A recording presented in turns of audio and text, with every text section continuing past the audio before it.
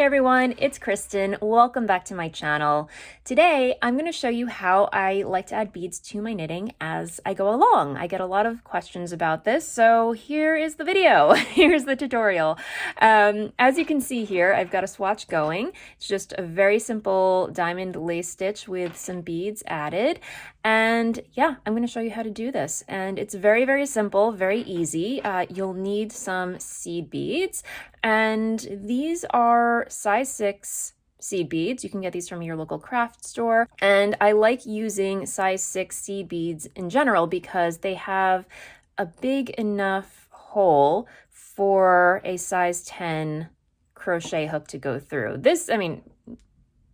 The hook size, it's very teeny tiny, my friends. Very, very small, but it is small enough so that you can pop a bead on it and pull yarn through, and that's key. I have successfully used smaller beads, but it requires a little more elbow grease, but you know, choose your own adventure. So I'm just going to knit in pattern until I get to the part where it's time for me to add my bead. Okay, so I'm going to add my bead on this stitch right here. So to do that, I'm going to grab my crochet hook and pick up a bead. Now I'm going to take my crochet hook and lift the stitch off my left needle knitwise, and then with the hook preferably in the up position and kind of pulling down on your stitch, pull it through the hole like so, and pop it back on your left needle like so. And once your bead is on the stitch and your stitch is back on your left needle, you just knit it as normal. And boom, you've got a bead on your stitch. And that's all there is to it, guys. That's all there is to it. It's very, very simple. Obviously, I'm going to do it again just to show you. So, okay, we're getting ready to put it on the stitch. Grab another bead, and just a little heads up, these beads, while they are all the same size, all a size 6, you're gonna come across some, depending on the make, you're gonna come across some beads that have smaller holes than the other, and you know, that's totally normal. But if you do come across a bead that you're finding difficult to insert your hook and pull the yarn through, it's okay to discard that bead. Just cull it from your dish or pile of beads and just find a better suited bead. So okay, we're going to do this again. Insert the hook knitwise, pull it off the left needle. It requires a little bit of acrobatics, but pull down on that stitch and use your thumb to kind of, there you go. Some beads will require a bit more finagling than others, and again, totally normal. That's why I like to use size 6 beads. You will have a little bit more trouble with smaller beads, but it is totally doable. And full disclosure, I am struggling a little bit more with this yarn because it is DK weight. Typically when I knit with beads, I like to use either a fingering weight or a lace weight. I just find, fingering weight is a lot more forgiving when it comes to pulling yarn through a small bead hole. But for demonstration purposes, we are working with DK weight just so you can actually see what I'm doing here.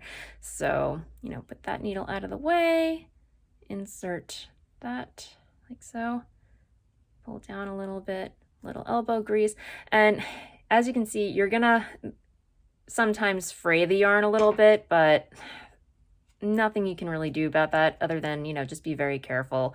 Obviously the more delicate the yarn, the more careful you will have to be, but this is the method to my madness, if you will. Grab another. And I'm not gonna lie, guys, this definitely slows down your knitting. I mean, it takes time, but obviously the more you do it, the quicker you'll get. But it goes without saying, it's gonna slow down your knitting, but it's so worth it. The effect of adding beads, that little extra sparkle, just elevates a project so much. So there you go. Sometimes you can use your fingers to kind of pull that through. And you know, if you really, if things look a little unsightly, you can always take the bead off and start over. All right, one more time. I'm going to take my crochet hook, insert it knitwise into the next stitch, lift the stitch off my left needle, pop this one out of the way so you can see, pull down on that stitch and use your thumb to kind of guide the stitch through the bead like so. Pop that back on and knit as usual. One last thing that I want to mention before I let you guys go, placement of your beads. So this is a chart of the swatch that I'm knitting, and I know some of you out there, some of you knitters are not into reading charts. It's not your thing. I totally get it, but hear me out.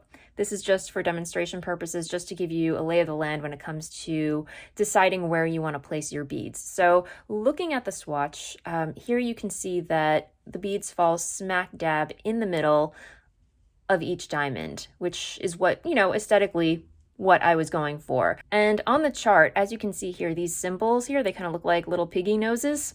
That's what they remind me of.